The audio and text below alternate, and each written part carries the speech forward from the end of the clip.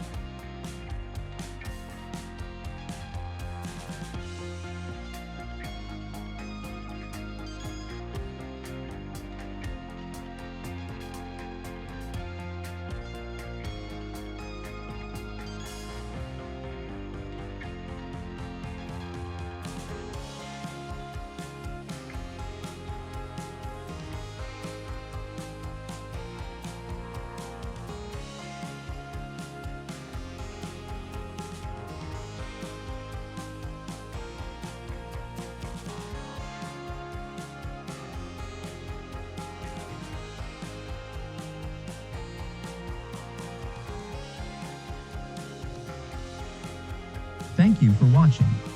Let's see you from next video. Subscribe Seabird YouTube channel.